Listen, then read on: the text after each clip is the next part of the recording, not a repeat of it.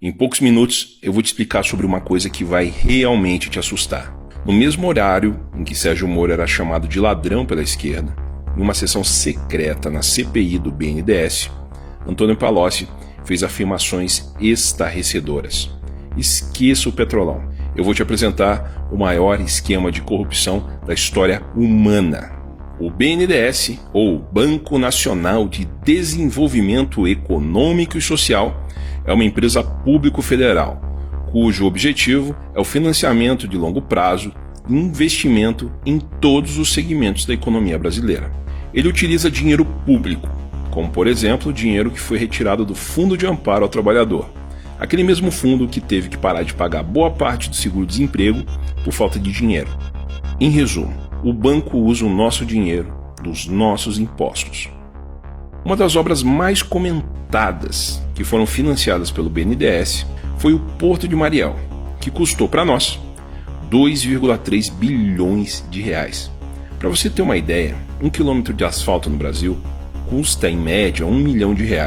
Com esse valor, seria possível asfaltar mais de 2.300 quilômetros de estradas ou construir mais de 8.800 postos de saúde. Ou seja, não faz muito sentido emprestar para Cuba um valor que provavelmente não será pago, poderia ser utilizado no Brasil. Mas o que Palocci, o eterno braço direito de Lula, disse na CPI?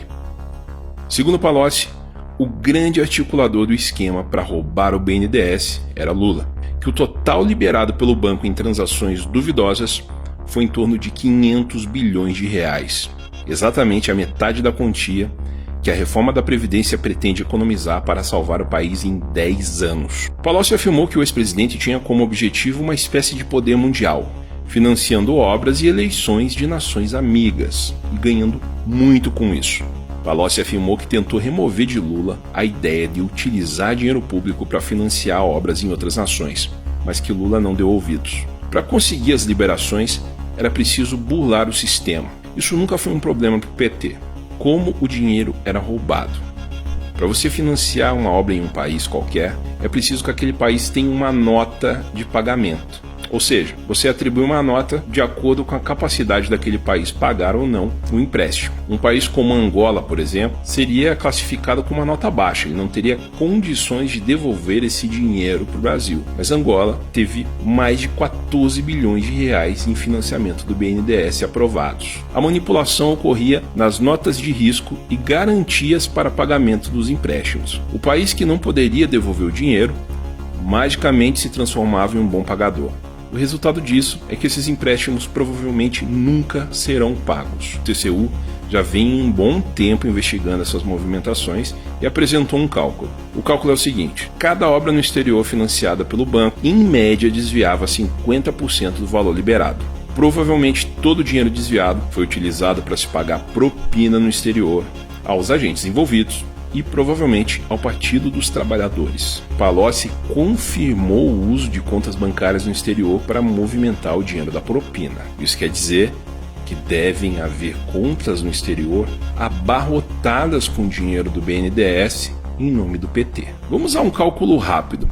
Se 500 bilhões foram liberados para países amigos e desses 500 bilhões, cerca de 50% do valor era propina, estamos falando numa bagatela de 250 bilhões do dinheiro do contribuinte brasileiro em propinas. Outra coisa que chamou muita atenção do TCU foi a liberação de empréstimo acima do valor da obra. Por exemplo, uma obra que custava 200 milhões recebia do BNDES 600 milhões. Provavelmente esse dinheiro extra também era propina. Segundo Palocci, dentro do Brasil, Lula tinha outro esporte: criar bilionários.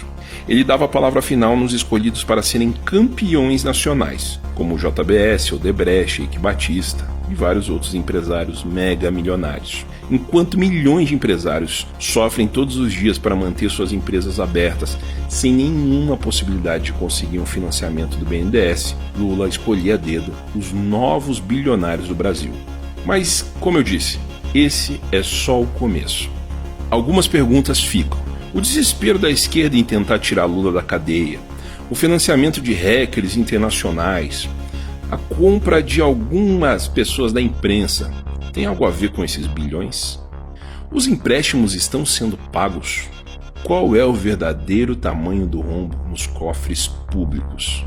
Que a caixa preta do BNDES seja aberta e que possamos saber de tudo isso. Vamos esperar a resposta desse que já é considerado o maior esquema de corrupção do planeta.